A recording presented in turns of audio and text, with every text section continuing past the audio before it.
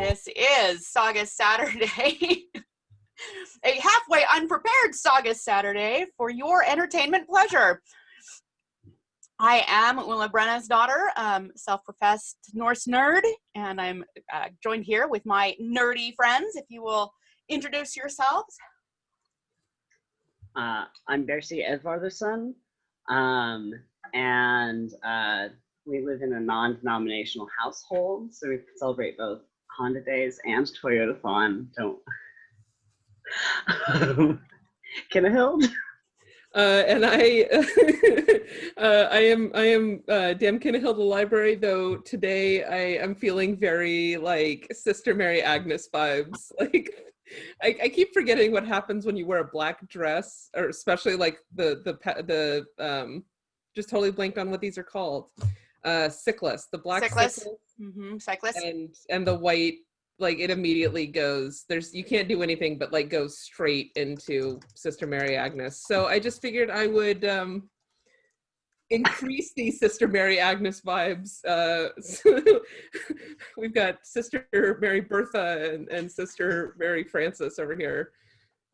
Mary Bertha, that is a terrible name. It's like crap, I don't have good like nun names. And I apologize now to all of the Mary Berthas in the world. I don't know. All right, sorry, I am sharing this, our link out to God, the world, and everybody. Yeah, so my qualifications, I'm a linguist. So I do have a little bit of linguistic stuff today, not as much as last time. I guess I don't really have any, well, we'll talk about a little bit of stuff. And then I just really, I like history. Like I like random nerdy bits of history. I like the weird trivia of history that nobody really thinks about. It turns out we're going to talk a little bit very briefly about Queen Victoria today. And I went on this thing. So Queen Victoria is a Hanoverian. She's from the House of Hanover. And the House of Hanover is the last surviving house that descends from the House of Guelph, or Welf, the Welfs. And the Welfs got into a bit of a fight with the Pope.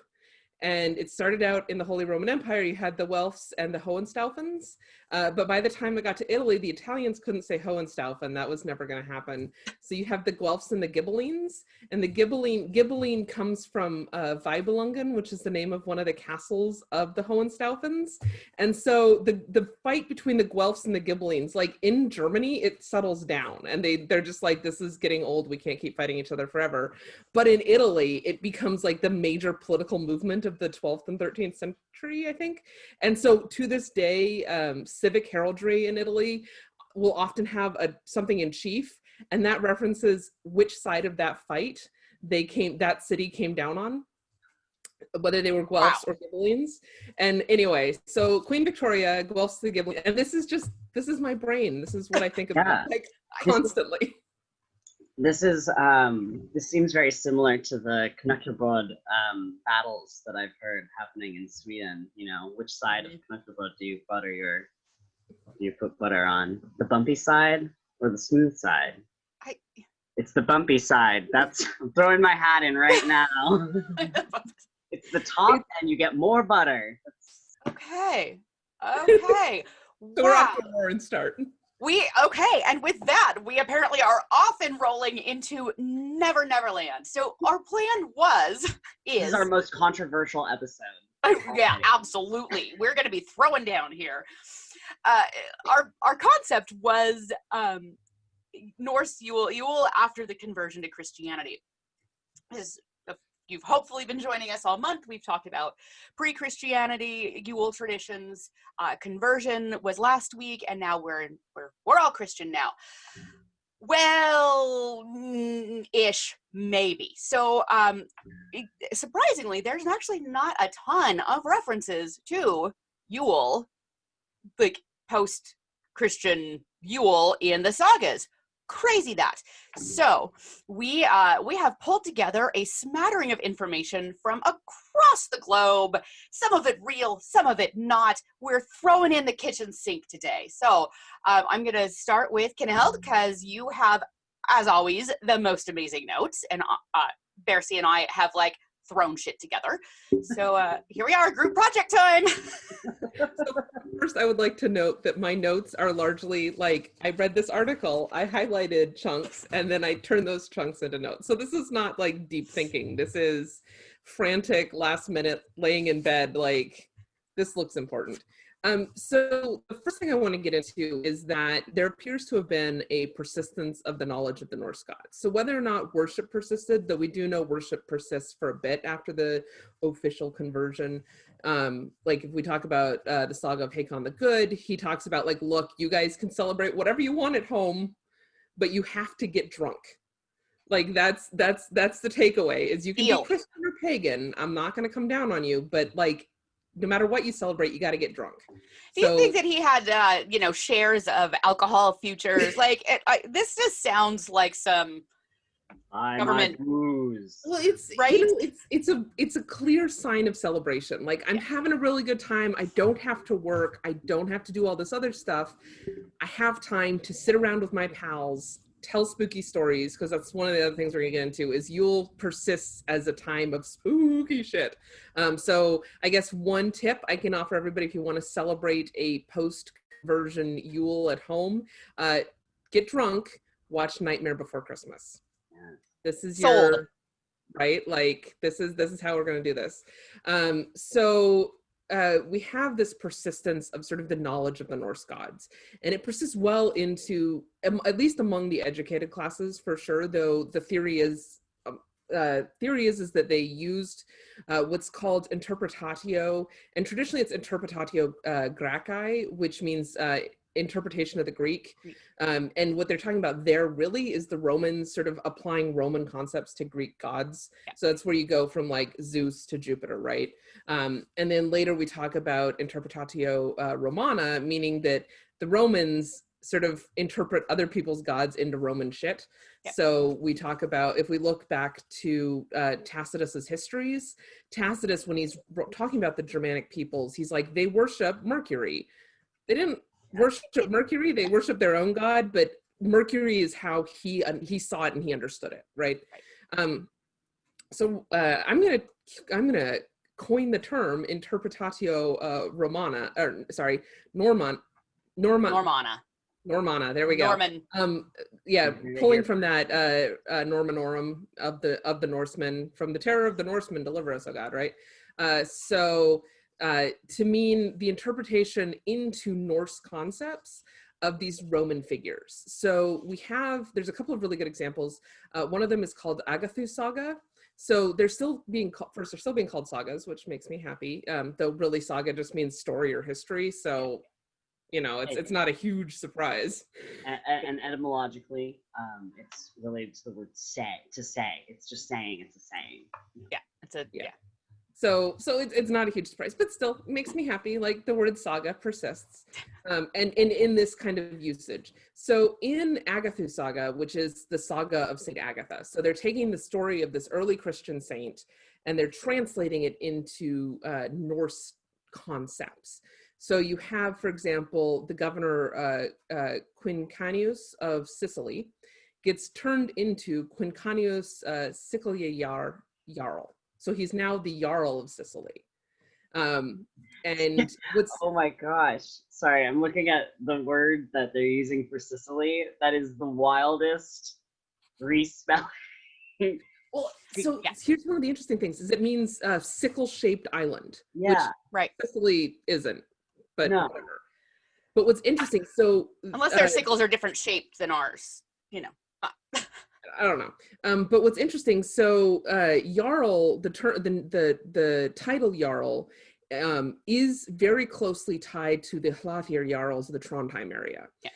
And the Hlafir Jarls were actively opposed to Olaf Tryggvason and Olaf Haraldsson, who were the two Christianizing Olafs, right? So the Hlafir Jarls are remembered as very pagan.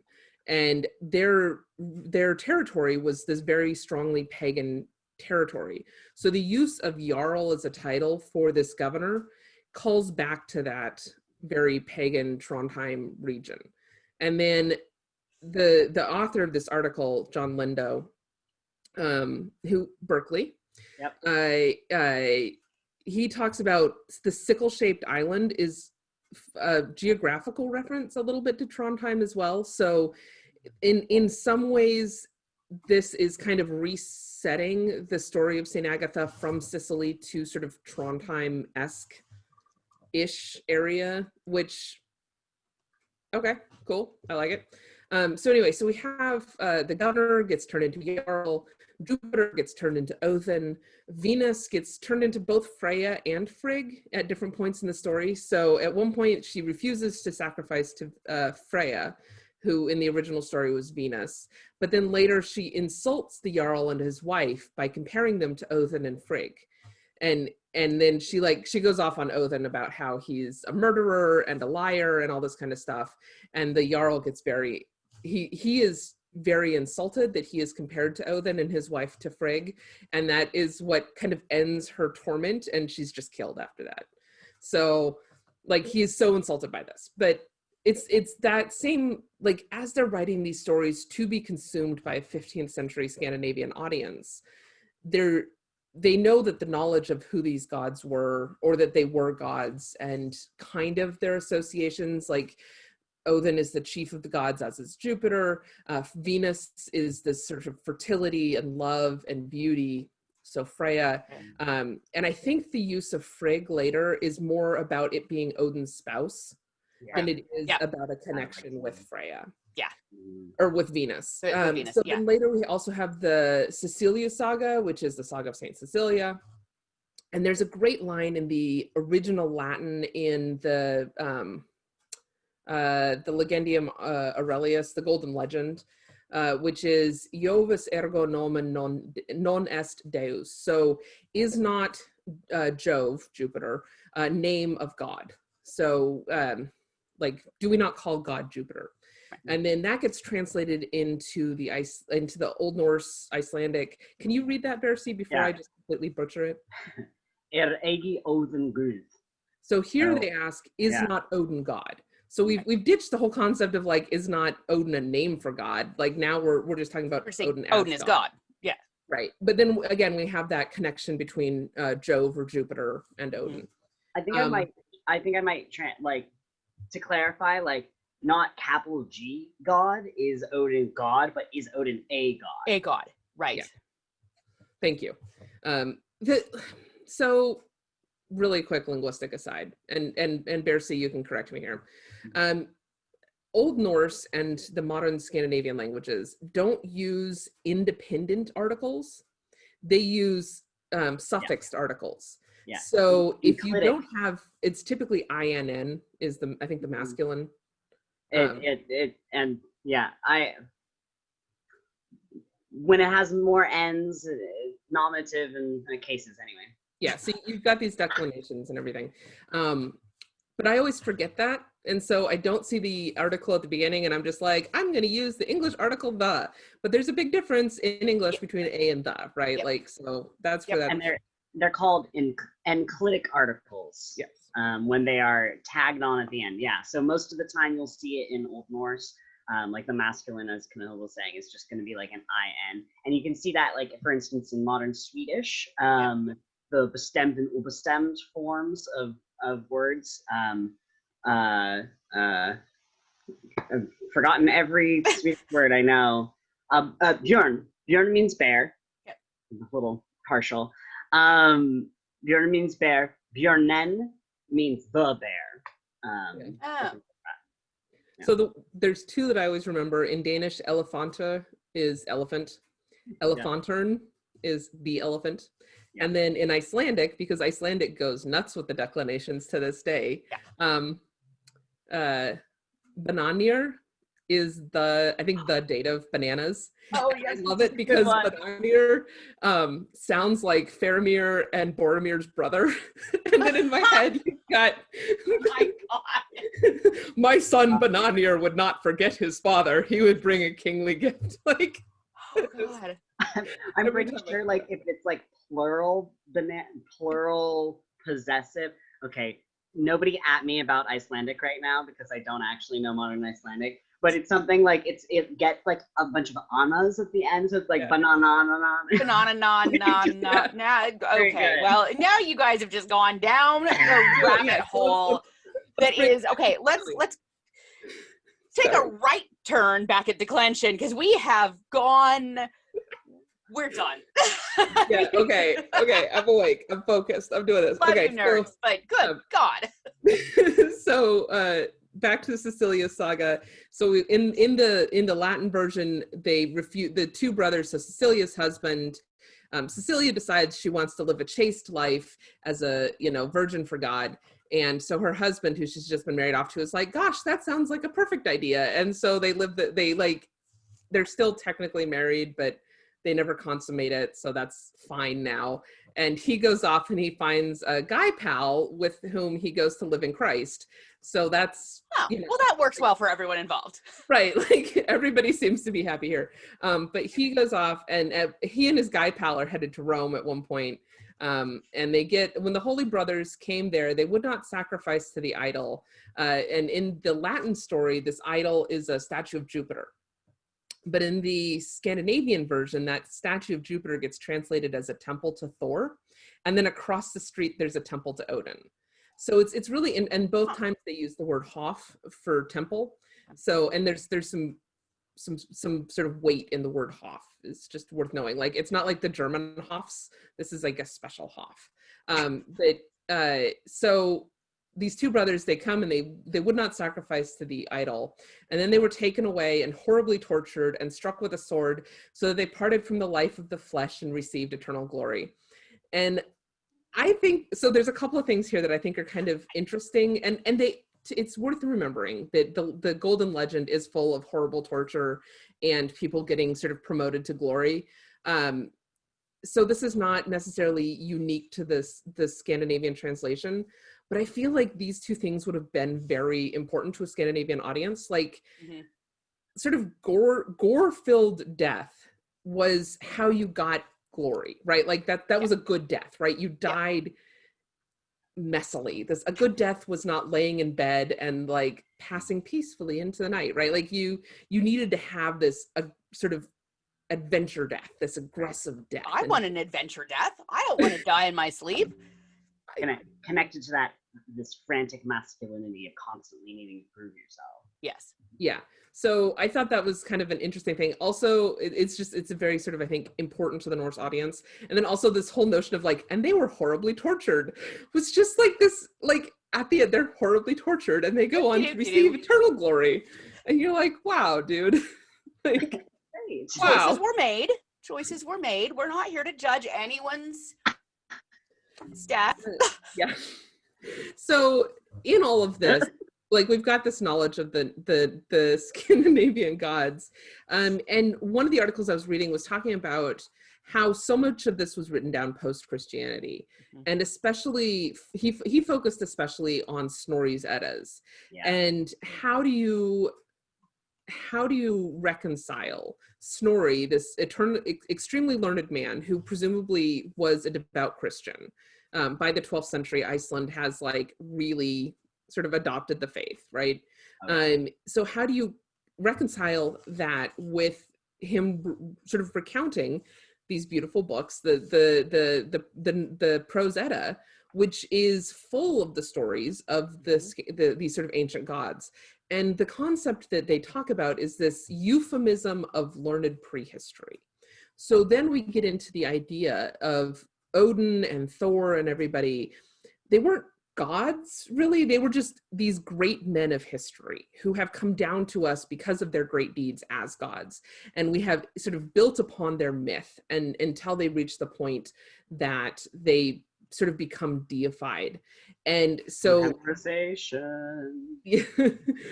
So the argument of the author is that he sort of, in the way that the gods are written about in these later sagas, especially in the saint stories, is more that they, except for obviously, when they appear as like temples too or whatever, right, is more that they're just sort of accepting that these people in the past, they didn't worship Jesus because they hadn't really heard about him yet, right. But they weren't pagans. Our ancestors couldn't have been evil heathens, right? Because pagans are evil right, heathens.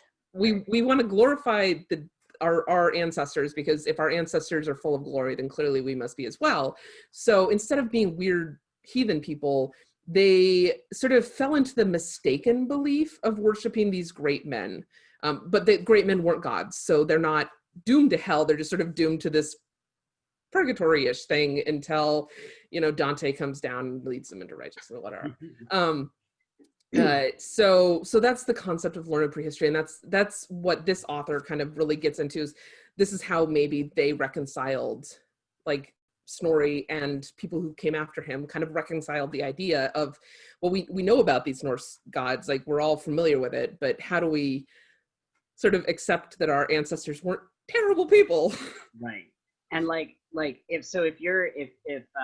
if you're watching and you're like, oh, what did Snorri say about the god? That's the prologue of the Prose Edda. So if you've ever picked up the Prose Edda and you're like, I want to learn all about Norse mythology, and you open it up and it starts with Almighty God, singular, created heaven and earth and all things in them, and lastly 2 humans from whom generations are descended, Adam and Eve. And you're like, what's going on, right? So like, this is why, right? He's a Christian writing about his own ancestors, but yeah, exactly what you're saying, like the especially sort of politically, if you think about the northern kingdoms at that time, the Scandinavian kingdoms compared to the more sort of continental southern kingdoms, like they were sort of a backwater, right? Like you don't have this established, you haven't been, and for one thing, you haven't been Christian for very long. So like there's all these like ideas of like what a good Christian kingdom should be. And so then you see people like Håkon Håkonsson of Norway, translating a bunch of French lays and other material from like trying to be more like the French courts, sort of trying to emulate what's going on in other places. And so like this euhemerization, to me, it's like really connected to, you see a lot of genealogical tables and other sort of lists and things. And for instance, like Ynglingatal, which is a poem that is a genealogy that traces, Ynglingatal, it's either the Danish or the Norwegian kings. I think the Ynglings are Norwegian. Yeah, okay, I think it's Norwegian too. So they trace them back to Odin, and then some of these texts they'll trace the line of kings to Odin and then go farther and trace it through the line of David and up to Adam and Eve. So think about that. Odin is therefore descended from the line of David. That's not how this works. That's not how any of this works. but the point is that you're giving yourself legitimacy in a Christian context. Yeah. We're using the same material that you've been using, right? Because like you've already been connecting yourself to descendant from Odin, and then like, but I can't say, and we'd have to look at specific instances, but like it's interesting to me to think like, are some of these conceptions after euhemerization has sort of flipped a switch, right? Like, do we think of Odin as a great man who got worshipped, who I am descended from? Or are we like, no, like that deity kind of, but then that deity also gets euhemerized later, and then we can go further back from there. These are all, it gets wild. It does. It gets very cyclical.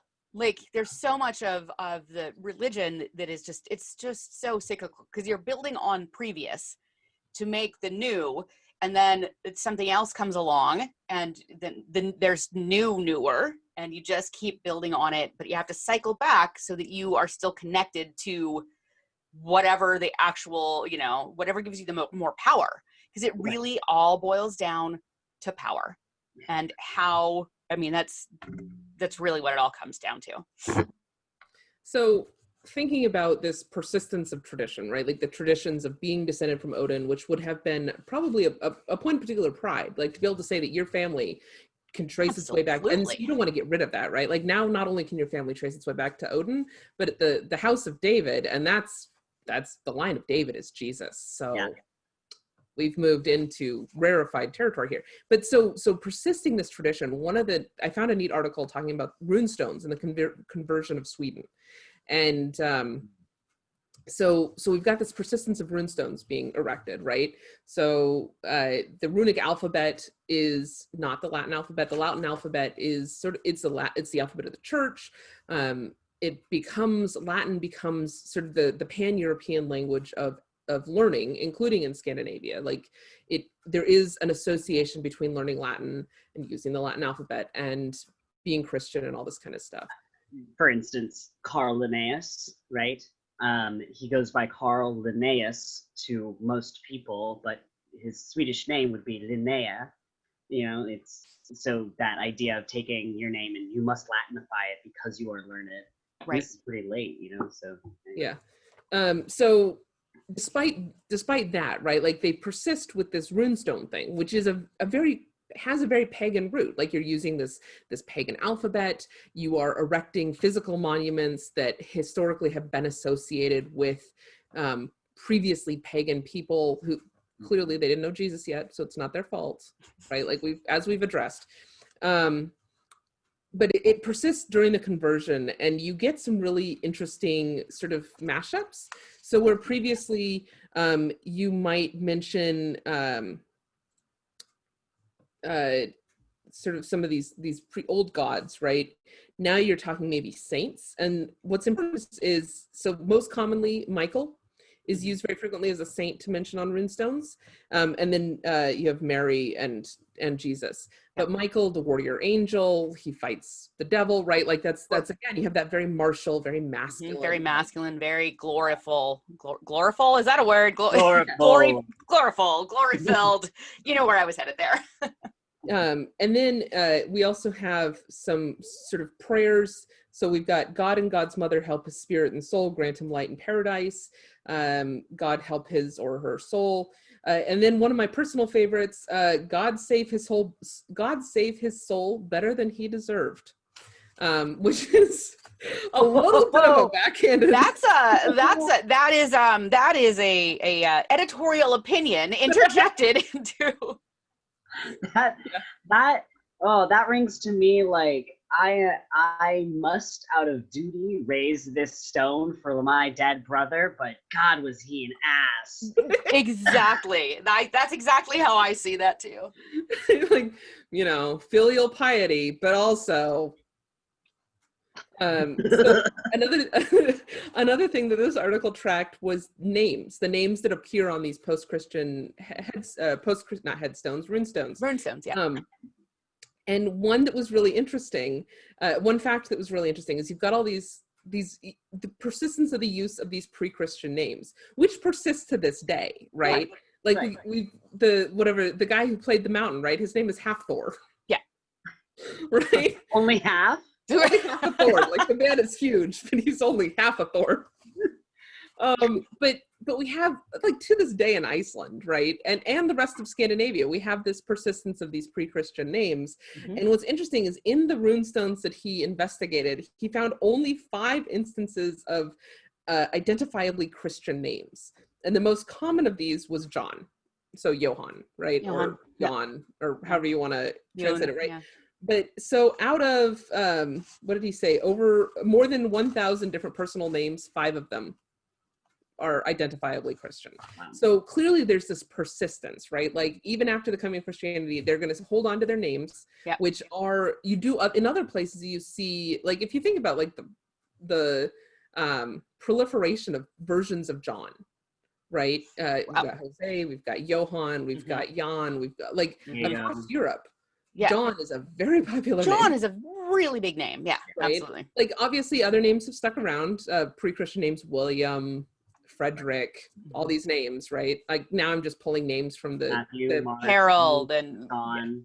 Right. But Mary, how many people have you met in your life who have a version of Mary in their name? We had one exchange student who lived with us whose name was Jose Maria. He was French, not Spanish. Yep. right? Like those names have power, right? And those names, as they move across Europe, they many of the cultures sort of adopted these Christian names, but the Scandinavian countries are like, Nope. Hard pass.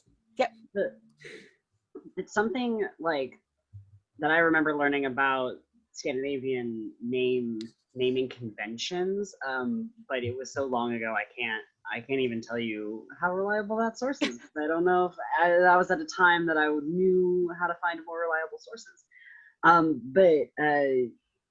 And I've kind of noticed this. There's like a lot of like renaming, just taking the same name, and we see that in English all the time. There's, if you've got a number attached to the end of your name and you're not a king, like, that this whole renaming thing happens, right? Yes. And that there was also like a fun alliteration bit going on in a lot of families where you do, and I've seen that also in sagas where like every child has the same initial consonant sound as one of the parents and all of each other, right? Which is really easy when it's Thor.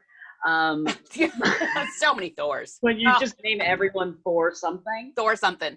But like, so I can totally see like one element of this like continuation being just like, well, how am I going to be named after my grandfather and still like his name is Thorstein.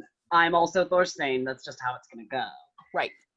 So you see that. So the if I'm gonna hopefully get this right, diathematic names is when you have the proto theme is so the reason I know all this is, right, my SCA name Kunnehild used to be Kunnehild, Kunnehild Kunnesigisdottir. So we have exactly what you're talking about here, right? Like, so my father Kunnesig, you take the proto theme Kunna and you apply a new deutero theme, which is the second half, right? So you basically, you have Germanic names, the diathematic names are these sort of plug and play, right? Like you can match a proto theme. They're granimals for names.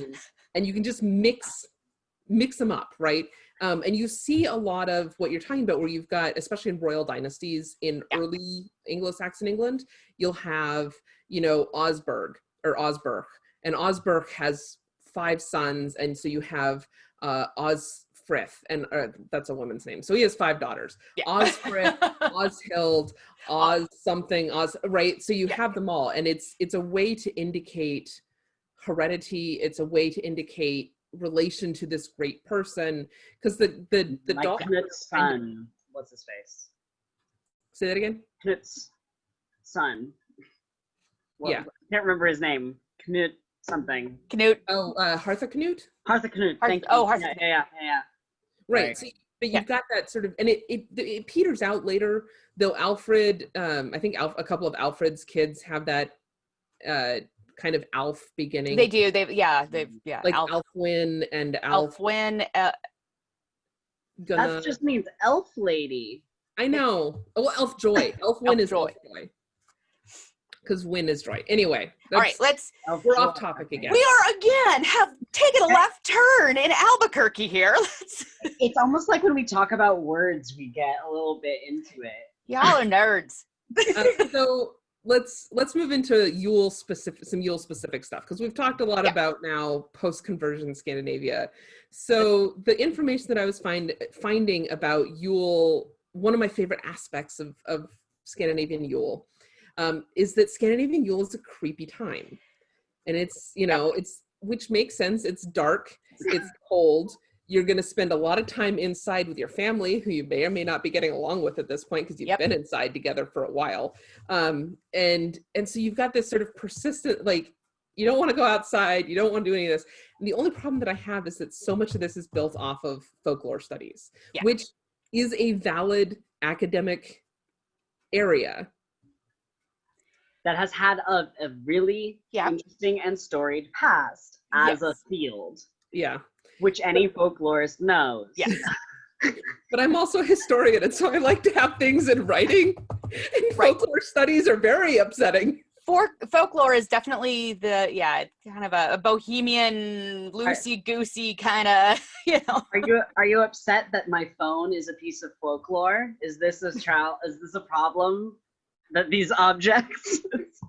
Oh, it's really like, I had to sort of put myself down and be like, okay, Claire, we're going to do this. And like, I'm honest to God, not trying to be out there like folklore studies are lame. It's a really hard mental switch. There is validity in studying folklore. Absolutely. But I agree with you. I don't take folklore. It's like looking at folk costumes and saying, well, that's the historic costume. That is, a drindle is not the same thing as an actual historic garment, right? Because the key that I think, just to kind of go off a little bit about folklore studies, because it's just such a weird and interesting sort of, I probably would have done an element of folklore studies had they still had an undergrad department at Cal, through tragedy and other things. There's things have kind of gone by the wayside there. There's just a graduate department, but the like folklore studies as a historic field has weird roots, and the research methodologies have glaring flaws and issues that then later folklorists have to deal with and counter for, especially since a lot of this data has been gathered from an era in which they're using weird and not very reliable research gathering methods and all these things, right? And so then you also have to think about like, what is the goal of your field? What are you even doing with the information? And so I think that's where historians and folklorists really rub up against each other, is like, historians, we want to like know. We want to like know the origin. When was this manuscript first? What is the date of this manuscript? And as a Scandinavian person dealing with all these, or rather, I'm not Scandinavian, you know what I mean. As a Scandinavian scholar, like the things that I've gotten very comfortable with not knowing the dates of things and not knowing the origin, but it really bothers a lot of historians. And folklore doesn't care about the origin. That's not the goal. We don't care where it started, where it came from. What's interesting is how it's been created and what it means now that it has been created. What does it generate going forward? Anyway, that's my little plug about folklore. It's a cool field. It's just kind of weird if you don't know why they're doing what they're doing. So, okay, so folklore is a thing. We're going to accept that. We're going to move on. One of the things, one of the articles I found called "The Coming of the Christmas Visitors: Folk Legends Concerning Attacks on Icelandic Farmhouses Made by Spirits on Christmas." Very specific. It does start off talking about the Eyrbyggja Saga, where you have the Christmas, the Frotha Wonders, where you have those initial Christmas hauntings. So we kind of start there, but then we get into a number of legends that have been collected. We have the Elf Queen legend, which is basically you have this woman who arrives unknown at the farmhouse, and she starts working, but then every time people leave for midnight mass, typically on Christmas, but sometimes on New Year's, the woman chooses to stay home to take care of the farm. And sometimes if a man stays and takes care of the farm with her, then he is discovered later dead. So that's a no-no. But then one year, a young, daring farmhand decides to follow the woman when she wanders out of the farmhouse. So I don't know how he doesn't end up dead. I'm not questioning it. But he remains unseen. And he follows the woman, and she goes to the other world. So sometimes she goes over the sea, and sometimes she goes into the earth or into a rock. So, and then he sees her welcomed as a returning but enchanted elf queen. So we discover this mysterious woman is the elf queen, and there's some sort of evidence that he collects, and then later he tells the farmer and the farmer's wife about it with the evidence as proof, and this either frees the woman from being enchanted or releases her back into the wild, kind of thing. And if it frees her, then she's grateful and the farm gets blessings. Right. If it releases her from her enchantment, then she just stops scaring the farm. Stops haunting. Right. So another version is the girl in the dance of the elves. In this case, a girl has to stay home from Christmas mass again, and she ends up wandering off and getting tempted by various things, including the dance of the elves. But she turns away, and when she finally turns away from all of them, she gets some sort of reward. So here she is, this on Christmas again. She's being spooked by people, and if she manages to avoid temptation in the form of alcohol or sex or evil dancing, she is rewarded. Yeah, ooh, spooky, right? Like you can tell we're in Footloose territory here. Yeah, I was gonna say. Like some of these, there's some clear, strong early Protestant vibes, right? Oh, yeah. Like, no dancing. That's No wrong. dancing. Like, Dancing's bad. No dancing. okay. Also, singing is 6 inches of sometimes. space between. Yeah, this is your box. So that's another version, another type of that story. And then we have a story of a man and a polar bear, which he explicitly, the author of the article explicitly links back to Alfyn and the polar bear, which we have talked about. We've talked about of the West Fjord. Yep. And what's really fun, so one, this story tends to appear more in Norwegian and Swedish sources than it does in Icelandic sources, and the author supposes that this is probably because people in Iceland had seen polar bears and knew what they were and knew that one does not. They're less mysterious and otherworldly because they're eating dinner right now. Like you don't mess with polar.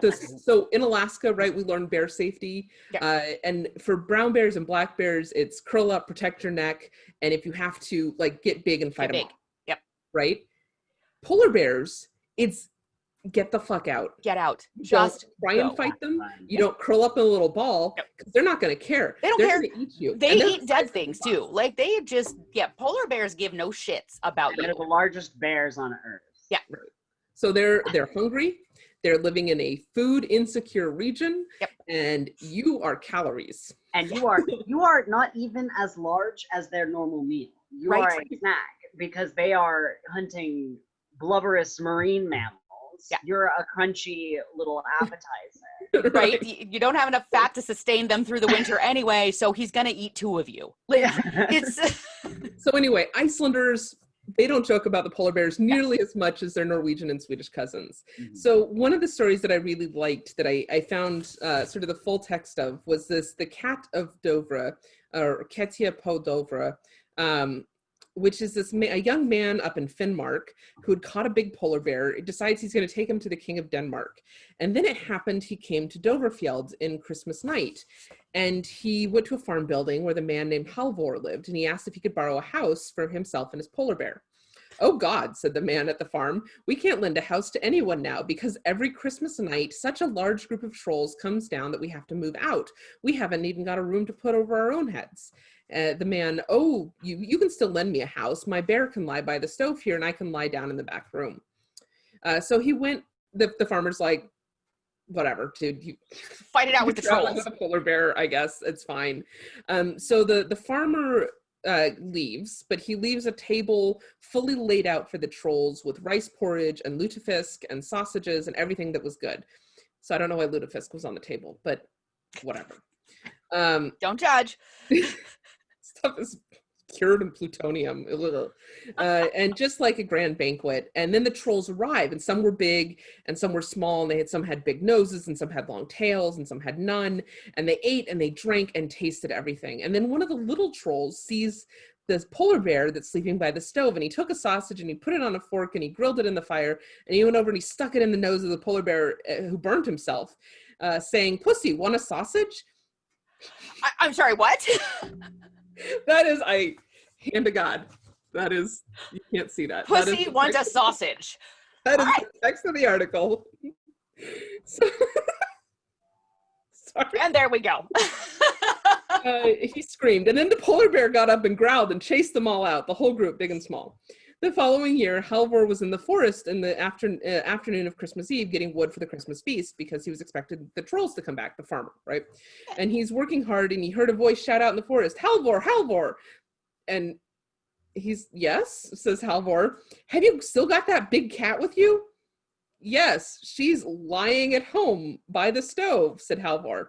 And now she's had kittens. She's had 3 of them, and they're all bigger and more irritable than herself.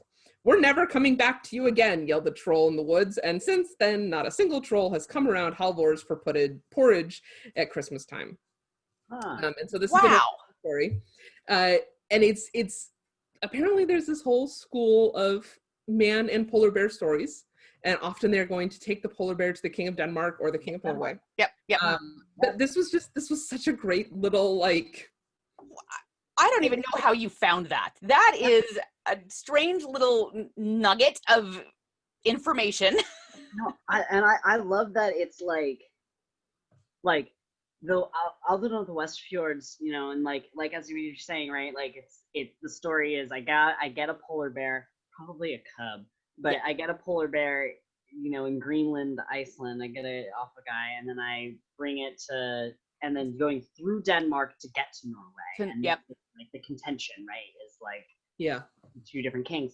But like the main part of the plot is I'm in Denmark and I have to ask the king for quarters and food for my bear. And so like I can see just like completely like, okay, there needs to be, we know these story elements, man gets bear, takes it through the king of Denmark to Norway. But and somewhere along that line he needs to stop and have problems getting food and lodging for himself and the bear. And then that is just like, and now we can do whatever we want. Right. In that little nugget of story. That's super cool. That is really cool. So it was, I am a sucker for stories about bears. You know, as Bear C agrees, bears are just like, no animal should have ears that look like that, because they really just, I just want to scritch them. But I'm not scritching a bear's ear. Weird bear propaganda, right? Like you grow up with teddy bears and you're like, I just want to squeeze it. And then you see an actual bear and you're like, no, I still want to just squeeze it and give it pets. Like, but don't. Stop. I always wanted to be, what was that? Okay, Bear C, you're too young for this. But the show when we were kids, Grizzly Adams. I wanted to be, did you not have Grizzly Adams? Okay, I am clearly. You're both too young. Grizzly Adams was a TV show in the 70s. That was this guy that lived in like the woods of Montana with his grizzly bear, and he like went around and did good deeds for the town and whatever. Anyway, never mind. He had a pet bear. I always wanted a pet bear. So I think this is kind of like why the Icelanders don't have stories about people like about polar bears. Alaskans didn't really have stories about people who lived happily with bears because they don't. Bears. Yeah, they don't live happily with bears is the, you know, the moral of this story. So from those stories, people have sort of identified some customs, and none of these I guess the table custom, right? The table custom appears in The Man with the Polar Bear. But there's 3 specific customs that were identified by a couple of the articles that I found as being these post-conversion Scandinavian traditions that are specifically associated with Yule time. So first we have the straw, and most of these are Norwegian and Swedish, less so Danish. Danish is getting a lot of its influence from Germany and from the rest of sort of central and central, right, Europe, because mainland, immediately connected. They've got more royal alliances with other households, like Danish princesses get married off all the time.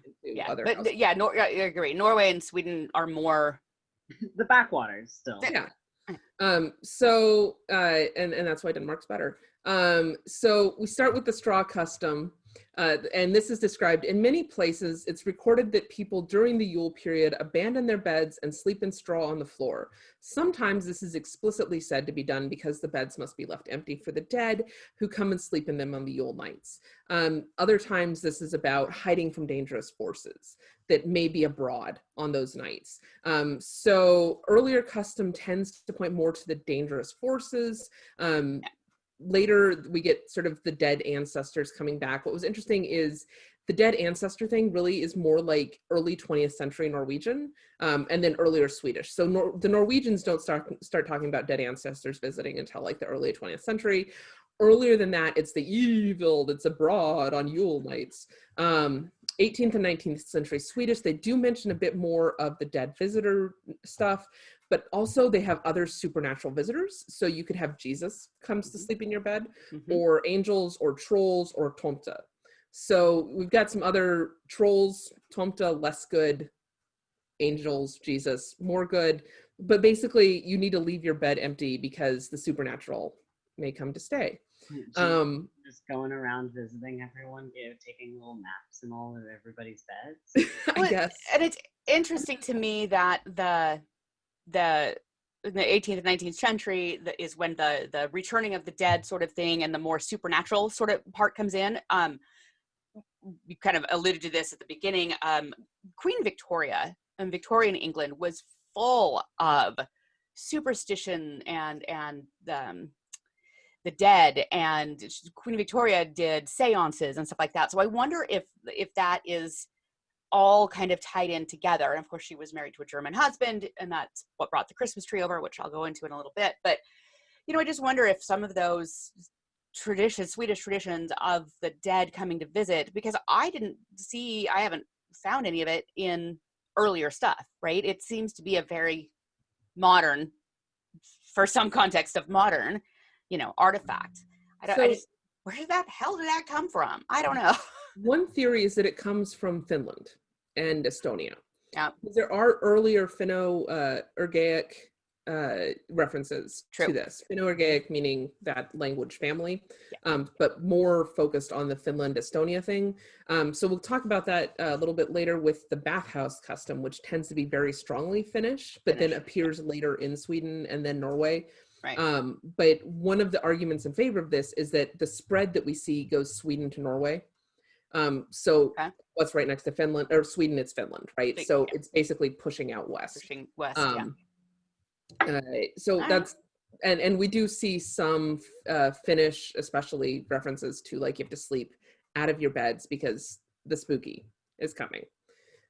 So then we have the table custom. We did talk about the table custom more last time. So we had a couple of references to tables that get laid out for various sort of female deities.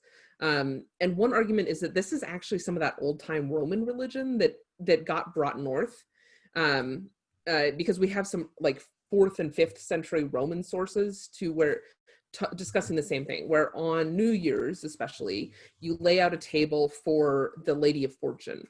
And so to ensure a bountiful year in the coming year, you lay out this table and you sort of guarantee it to the lady, right? And then early medieval sources start talking about various sort of evil female deities that are coming, and you could argue that that's just sort of a later post-Christian interpretation of this Roman goddess. The discussion of this is the description of this is that the food at the Yule festival must be left out on the table during the night. Sometimes this is explicitly done because the food is said to be for the visiting dead or other supernatural visitors, those female deities. Other times it's just sort of leaving it out will ensure abundance. And one of the things we talked about last time is the concept of Yule as a time of creation for the future year. It's a time of prophecy, but prophecy here is not just like foreseeing the future, it's shaping the future. And that gets into sort of all that we've discussed previously about like the vulva and the spåkona and how they told fortunes, but how much did that telling of the fortune shape the fortune? So here you're sort of, you're telling the fortune of the year by putting out lots of abundance. If we have lots of abundance now we'll have it. Creation, it will create in the future abundance. So that's the table custom. Oh, go ahead. Can I just have one example of a table custom that I was told when I, years ago, when I was like 17, I went and visited Sweden during the summer. And when I was up north, I met some lovely folks who told me all about, like, for instance, I was staying on a farm that had been in this one man's family for the last 500 years. And so they were telling me about their local traditions and local stories. And they were like, wait, you don't know about the gnomes?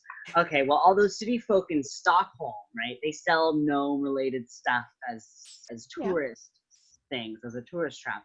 That's because the city people they think it's all just a story. They don't believe They don't believe in gnomes. But everyone else, like, the gnomes are, everybody knows someone who's seen a gnome. Like, and one of the things that they told me, and this could be a very specific local thing, so if you're like, wait, no, I heard something different. This is what I was told. It was that, and I believe it was Christmas, at least to me, it connected to Christmas night, but on Christmas Eve or Christmas night, you have to leave out a bowl of porridge with carrots on top for the local gnomes. There's sort of forest creatures who can cause mischief, but also if you have a good relationship with them, can help you out. One person apparently had a fence get knocked down in their sheep enclosure during a windstorm, and because of their good relationship with their gnomes, their local gnomes, no sheep got out during like the 3 days that this fence had been down during this great big storm. But one of the things, so if you put the bowl of porridge out and you neglect to put the carrots on top, but you instead actually put them in first or somewhere in the middle, and so now they're covered with porridge and you can't see them, the gnome will get really angry because you not upheld your end of the bargain. You've missed out on the carrots, the one thing giving this porridge some taste. And so angrily, before even touching the porridge, gnomes will go and choose and then kill one of your cows. Then they'll come back, eat the porridge, and see the carrots at the bottom and go, oh my gosh, I've made a mistake. Oh dear, there were carrots in here. I've killed my friend's cow. Uh-oh. And so they'll go to your neighbor's cow, steal it, and bring it to your pen. Wow. And when I heard this, I was like, did you just tell me a custom or did you just tell me a spell? Right. Right? That's about a how to get your neighbor's cow killed spell, like, or stolen. Stolen? Oh, but you got your cow killed in the process, so I don't know if this is a net gain. Maybe your neighbor has better cows than you do. Well, wow, it feels very specific. That is like, very specific. Maybe that is like that specific homestead village. Your cow's missing? That's so weird. Yeah, that has some basis from 400 years ago when there was this farmsteader was grumpy with his neighbor and stole the cow and made up the gnome story, because that is just so specific and so weird. Yeah, that was something. The feast, the table custom. I was like, oh yeah, like the gnomes, the cow killing gnomes. So let me rush through the last two so that you guys have a chance to talk about. I know. We're going over today, guys. I'm sorry, we're going over because we have derailed ourselves. That's okay. The bathhouse. The bathhouse custom. This is very sort of sporadically Swedish, but there's only one Norwegian source. So this is really more a Finnish thing, but it has sort of appeared in Swedish and a Norwegian example. So the general thing is you got to leave a fire burning in the bathhouse over the Yule nights. And either you leave it burning so that the dead can visit and bathe, or you leave it burning so that the trolls don't come and bathe, or the underwanda. Boy, I've blown that one right out of the water. I got it. Underdweller. Underdweller. Right, you don't want the underdweller coming, you don't want the trolls coming.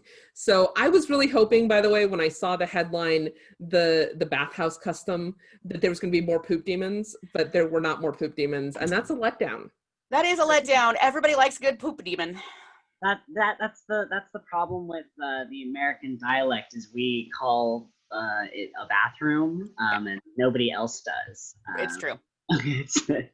The toilet and the bathroom are different places in Europe, and boy, did I get weird looks. Yes. For the wrong one. Oh, yes. So that's the bathhouse custom, again, really more Swedish or Finnish.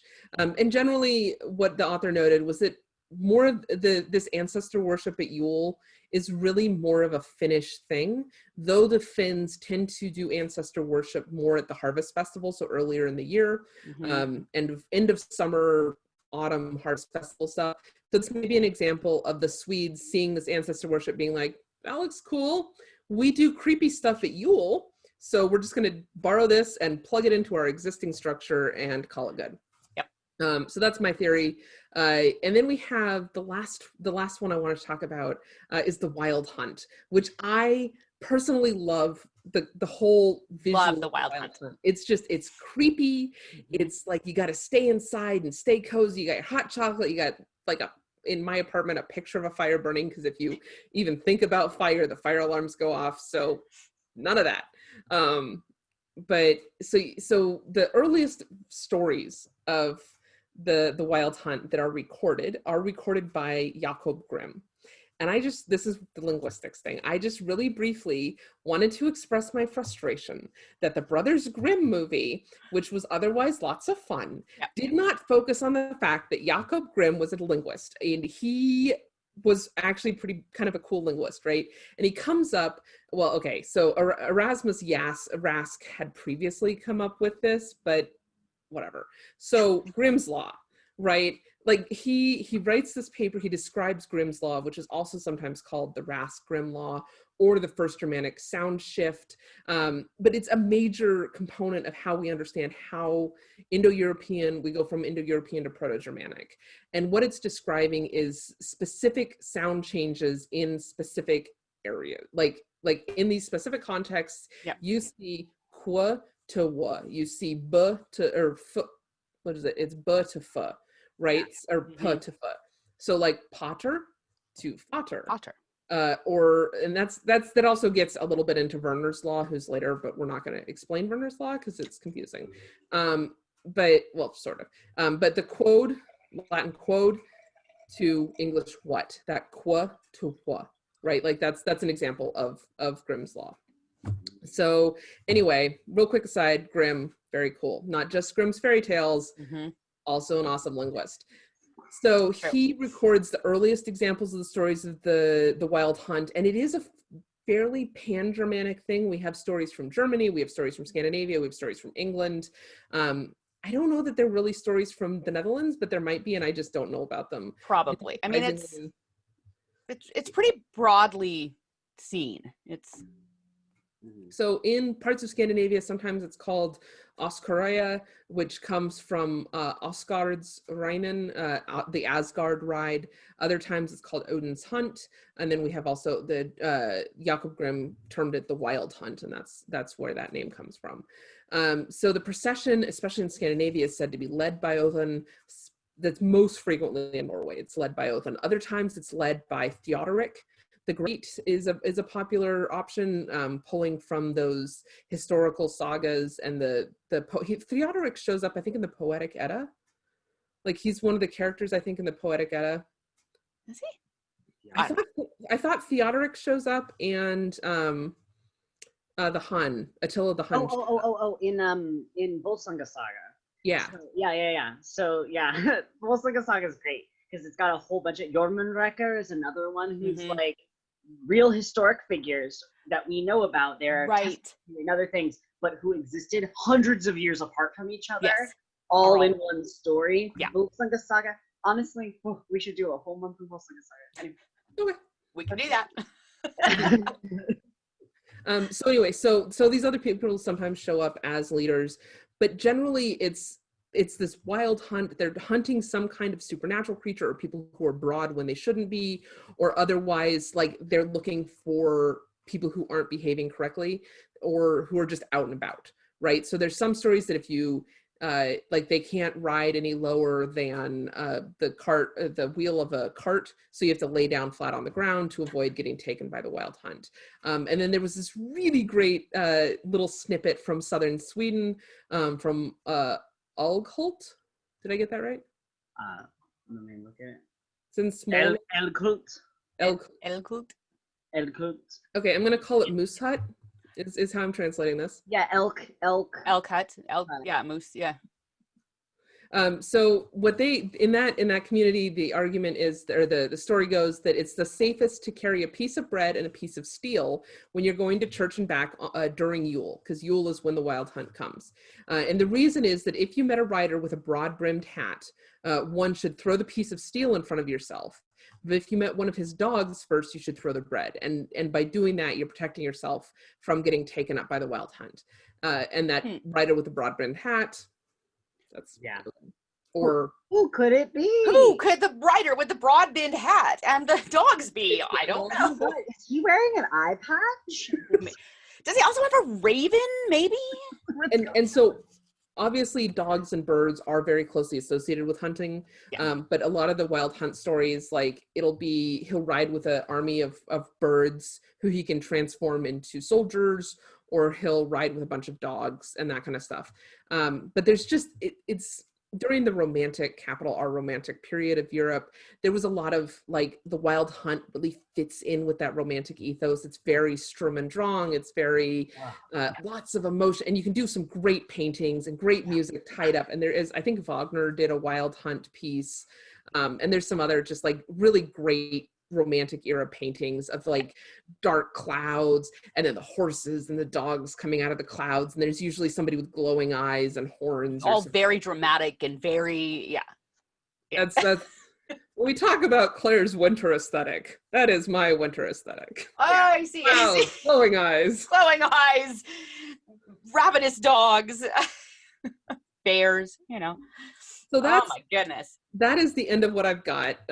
So let us roll into your guys' stuff. So I spent some time looking into Christmas traditions, like modern traditions that often people think have Norse background.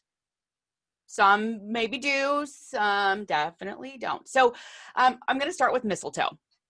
Very, very iconic for Christmas time.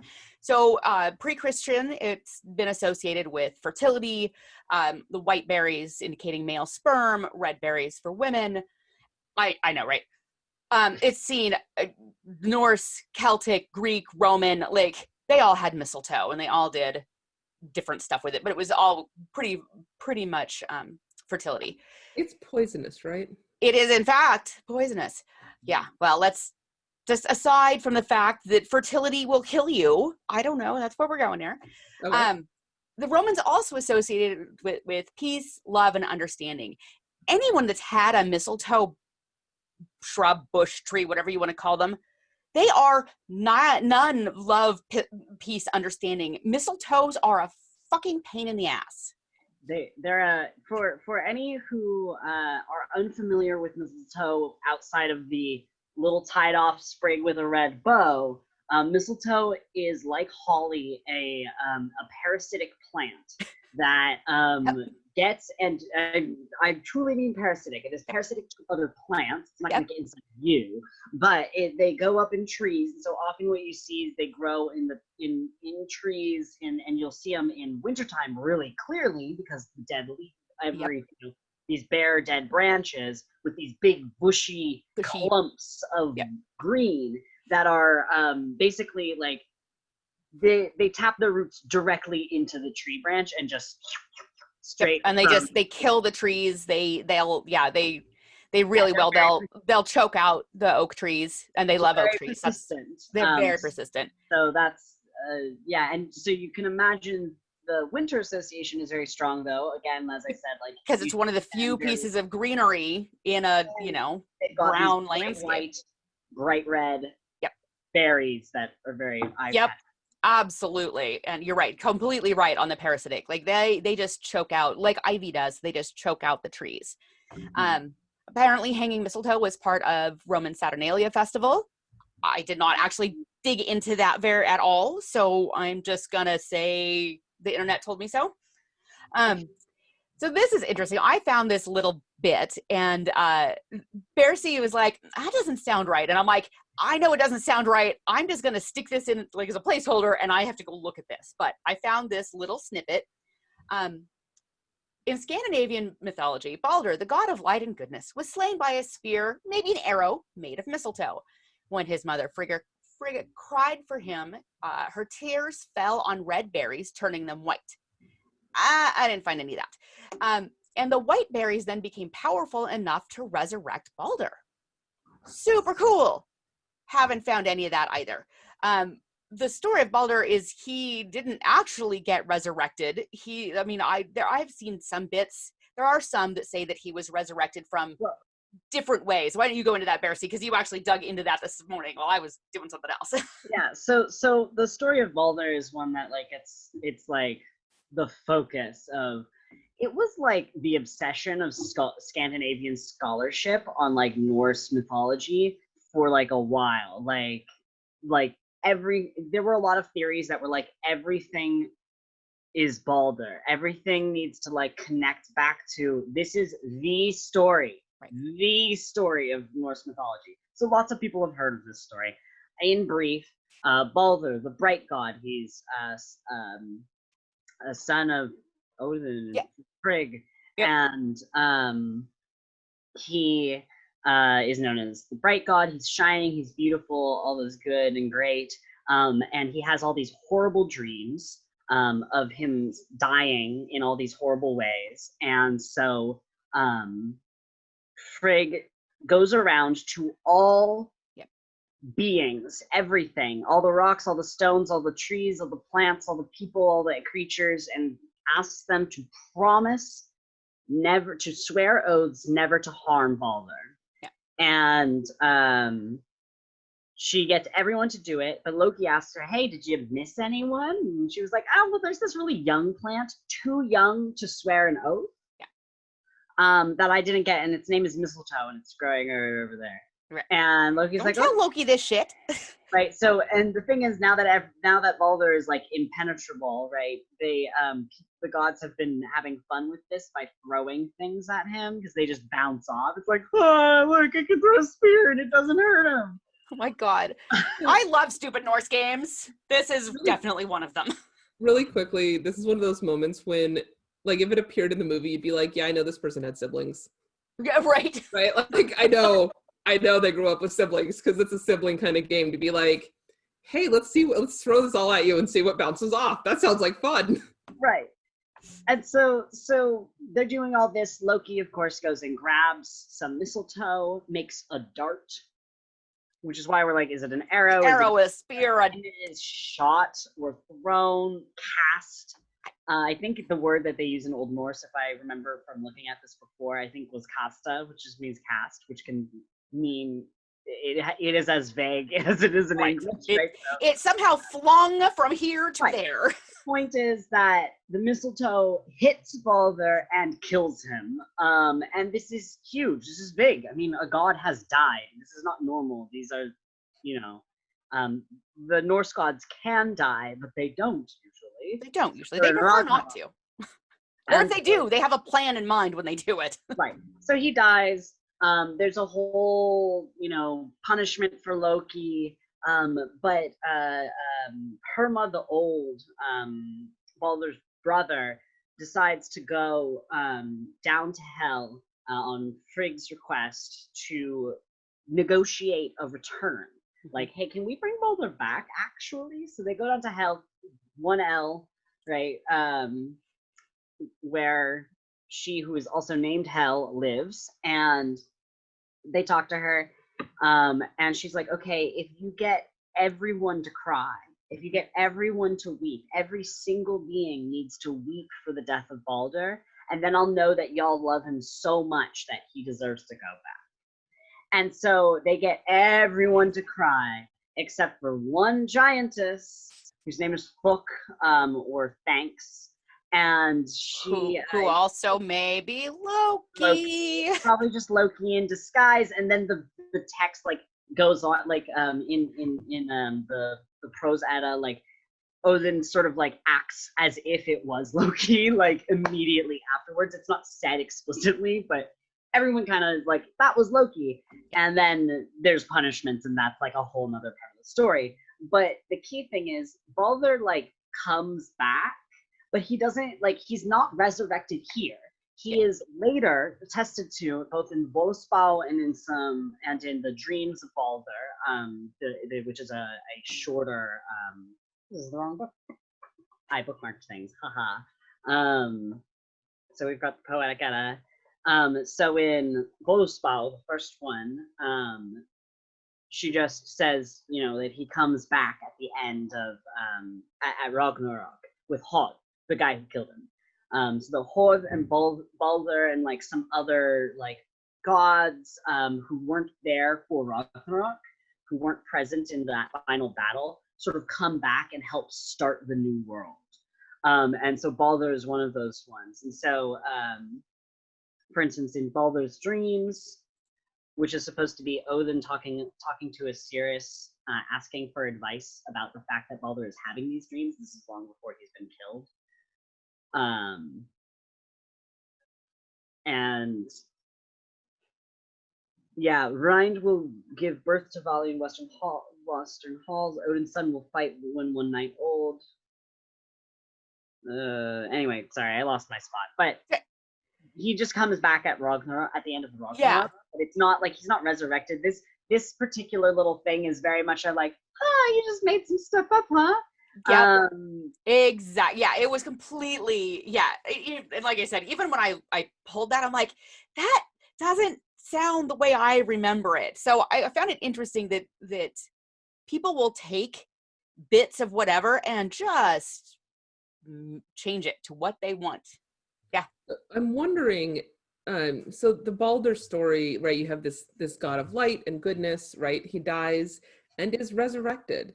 And gosh, that sounds awfully familiar to other mythologies, right? Doesn't it though? Other religious narratives. Yes. So I'm wondering if some of the obsession among later scholars, right? Especially when we talk about like 19th century scholars who were like any of us who study Germanic history, we know that those 19th century scholars, right? They did a lot of writing, good. A lot of that writing is not Bad. good. No, you're nail head. You are. Yeah, absolutely. I think it's trying to find those connections, and again, it's that cyclical thing of tying back to. It's almost the same thing, right? That we were talking about at the beginning of this episode, where Exactly. you have these 15th century Scandinavians, 14th and 15th century Scandinavians, basically rewriting the Inlinga saga, right? Like not only related to Odin, interesting dude, but then that goes back to Jesus. So now like we're maintaining this glory of our ancient past, but we're with the times and modernization and the new gods. Absolutely. Yeah, absolutely. So basically this is a perfect example of historians just on a cycle. Yeah, like probably like I can imagine that somebody was like, oh, I've heard this, and here's the thing, like this is the bit with folklore studies, right? Like this has no basis in what we know of actual like pre-Christian Scandinavian myth, right? We have no basis to say that Frigga cried on the berries and it turned them pure white.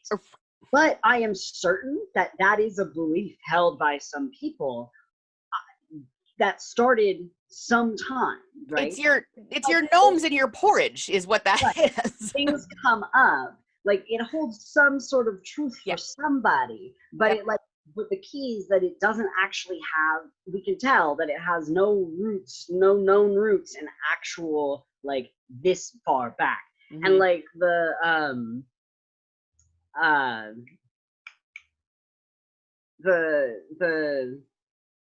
just like the Tomte thing. Yeah, absolutely. Yeah, it's tying it all back together again. So post-Christianity, mistletoe is still, it was associated with fertility all through the Middle Ages. Also somehow protection from witches and demons. Sure. All right. Because again, witches and demons come out at Christmas time. I don't know. That is just such a weird thing to me. I did dig into the tradition of kissing under a mistletoe.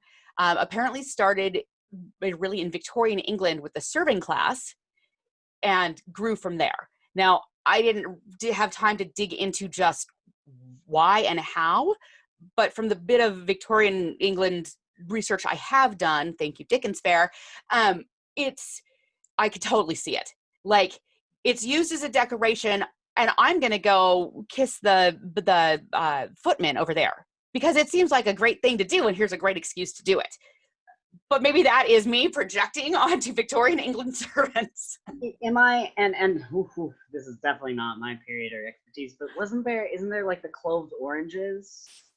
Isn't that that's a related thing? Where's that from? Where is that from? I think that's just a pure SCA thing. That's what I thought. That's what I thought. That's why I wanted to mention it. I was like, where's that? Where is that? Okay. Yeah, no, I have not seen that in Victorian England, but again, maybe as but as like decoration, not because it smells good and it looks pretty. Right. But who the hell thought it was a good idea to bite a clove and then kiss somebody? Like, dude, and never, ever, ever, ever do a cloven banana. That is just gross. Oh yeah, I've seen them. All right, we've taken a left turn here somewhere. I know. Let's get away from that banana turn. Right. Back to the bananas. Love how you tie things together. All right, let's look at Santa Claus. Is Santa Claus Odin? There are so many people, white supremacists, that love to say that Santa Claus is a manifestation of Odin. Seriously, people? Odin killed people. He did not leave gifts. He was vengeful, and he did. I'm going to go with there are some similarities, but okay, whatever. It's the worst person to have come into your house uninvited. I don't want Odin in my house. Oh, great. He's going to steal all of our ale. He's going to fuck your wife. He's going to defile your daughter and maybe your son. Like, why would you want Odin in your house? No. Really quickly, a comment from the Facebook stream. Greta notes that cloven oranges may not just be an SCA thing. Apparently people did that in her high school as well. So I didn't know that. I did not know that at all. So Fairbanks, excuse me, Gate is an interesting place is what I'm hearing. Right. That is, y'all live an interesting life. Yeah, no. Look, it gets cold and dark up here. We get bored. Fair. We get real bored. And oranges are a winter fruit. Yeah. I'm impressed that she could get good. I guess by high school we had pretty good stuff. It was like my early grade school. We were still getting some real questionable fruit and veg up here. You're getting that's the canned stuff coming in on the pallet. For the longest time, I didn't realize melon came in two colors. I thought it was all beige. Like, I didn't realize you had green melon and orange melon. I still don't know what the different names are. Like, one of them's a cantaloupe, one of them's a honeydew, probably. Honeydew. You know what? There are more than two kinds of melon. There's like a whole plethora of melon in the world. Mind you, watermelon is also vaguely beige. So it's all beige.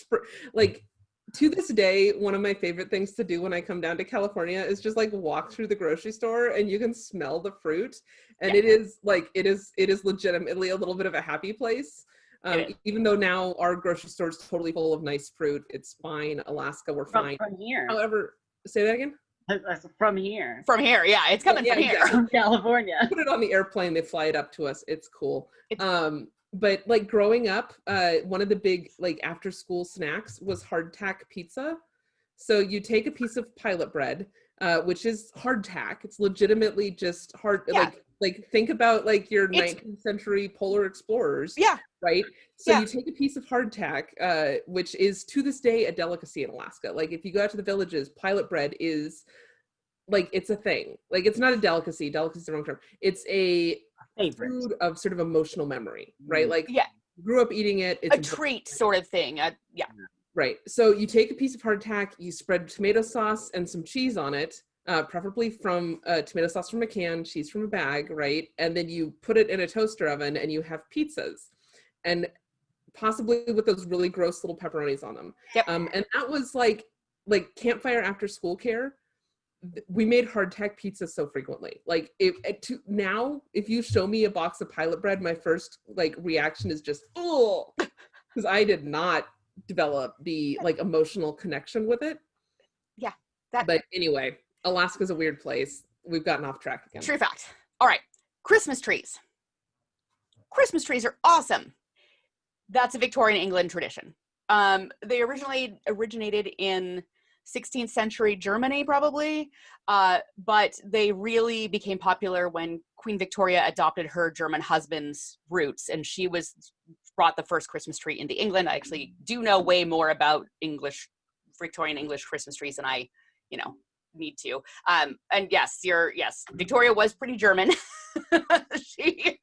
She did love those German. I want you to just say this name again, Gunnell, the Hanoverians, the House of Wealth. Yeah, so you have the Hanoverians, right, from Hanover, Germany. They are the last surviving members of the House of Wealth. The House of Wealth in Italy is the House of Guelph. You can see the connection there. I can see. Oh yeah, now that I see it written, it makes more sense. Right. So the Guelphs in Italy famously fought against the Ghibellines. The Ghibellines are, in fact, the German House Hohenstaufen, but Hohenstaufen does not translate real well to Italian. You can't just stick. I want to know how the Italians thought that Gibben is easier to pronounce than Hohenfarsen. Seriously. Right. Okay, so here we get into phonotactics, right? Like Hohenstaufen there is not a way to easily translate that into Italian phonotactics, right? That is true. Yeah. However, Weibelingen, like we know that the German W's, right? Those get translated pretty directly into that GH. Right. Like we have Gigliemo, that G, right? Yeah. If you look in my dad's family, there's a bunch of Gigliemos, right? Like he's got a bunch of Italian Swiss family, right? So there, Guillermo, Gigliemo, it's Wilhelm. Yeah. Originally. So Weibelungen just works a lot better and that's their battle. That's the Hohenstaufen's battle cry. Just works better to translate into those that Italian phonotactical rules than Hohenstaufen was ever going to. So, and Weibelungen is like the castle seat, I think, of the Hohenstaufens. Anyway, it's super weird. It's all about the fight between the Holy Roman Empire and the papacy. Yep. It just turns into a civil war in Italy. Civil war that just, kept going. And it's just I just thought that was very interesting that, it's easier to pronounce something that I can't pronounce either one of them reliably without phonetically sounding it out. All right, Christmas trees. So there are variations on Christmas trees. There's a Polish tradition of suspending a branch of evergreen decorated with apples and nuts from the ceiling. Georgians similarly decorated a small conifer that they would bring inside. And then I documented Christmas trees basically in Estonia, Latvia as early as 1441 with the Brotherhood of Blackheads, which is an association of unmarried merchants. And I totally need to dig into them more because now I'm fascinated by, they were like ship owners and merchant class that kind of just hung out together. And then, so there's recorded documentation in 1441, 1442, and then 1520, 23, something like that. There's a couple of different written instances of the descriptions of these trees that the Brotherhood brought into their guild hall, basically, decorated, and then on Christmas Day would take outside and dance around it. Okay. Look, again, cool beans. Dark and cold and dark, do your thing. Latvia. Right? Get drunk with your bros. This feels very frat party, right? It does, right? These are an unmarried merchant class. So it's the frat party of the Hanseatic League. It is. I'm currently on the Brotherhood of Blackheads Wikipedia page, and it was founded as a military organization, but the non-military aspects of the association gradually became more pronounced until the Brotherhood became a predominantly social organization after the end of the Great Northern War. It's the Elks Lodge. Yeah. This is the Elks Lodge. Yeah, moose, whatever. Some fraternal order of, men that have nowhere else to drink. They seem to like firing cannons too. Well, I like to fire cannons. You got alcohol, you got fire, you got cannon. What can go wrong? What can go? I am in. All right, the Yule log. The Yule log totally sounds like it could have a basis in Germanic paganism. It says Yule, right? It says Yule right in the name. Again, we don't have a definitive history on kind of when and where and how it started. It is interesting. So there's different traditions around the Yule log. Some are that it has to burn for the 12 days of Christmas. Sometimes that is done by taking candles and sticking them on and lighting them every night. This sounds a lot like a menorah to me. Sometimes it is a giant hunkin' log that is not allowed to go out. Speaking as someone who uses wood as my only heat source, I cannot keep a log burning for 12 days. Like you're burning a whole fucking tree at that point. And I'm not doing that inside my house. That is so from what I've seen of like that keep the log going thing, I think the method is very much the log is a tree and it's sort of a stuff it in end and kind of slow. And you just kind of like keep it moving. Yeah, absolutely. Yeah, but sort of I don't want to be tripping over a tree in my house. Yeah. Maybe my house is just too small. I don't know. It's like going really, really hard on a pencil sharpener, like one of those electric ones. You just exactly. So I would just like to point out my tradition of a Yule log involves a chocolate jelly roll filled with cream cheese, or not cream cheese, whipped cream, and then with cream frosting. Yeah. So it's turned into this dessert thing. I don't even understand that. Bûche de Noël, man. Bûche de Noël. It's so good. It is if good. You can turn, Scandinavians, if you can turn any element of any holiday into a reason to make a new baked good. It's true. That there is some truth in that. We do like sweets. And interestingly, there's a tradition of telling ghost stories around the Yule log. And maybe it's more, it's kind of a campfire thing. Maybe it harkens back to the veil being thinner and the tradition of ghost stories.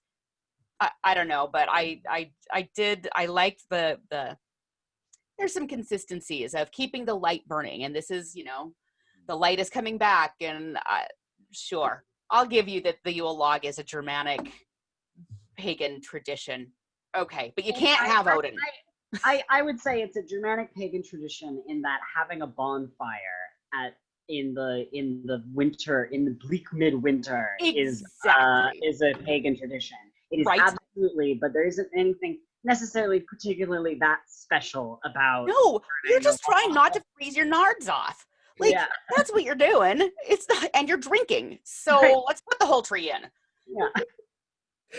Again, bonfire plus booze. Good times. Good times. Also, top safety tip, you can't get too drunk. There is a too drunk at the There is a too drunk. That is true. When somebody's like, hey, let's jump over this. Wait, I was going to say, I've heard this. I've heard that story of people doing. I've done that. Don't do it. You burn your bits. Yeah. All right. Now, and we touched on this a little bit last week with your lovely crown, Saint Lucia.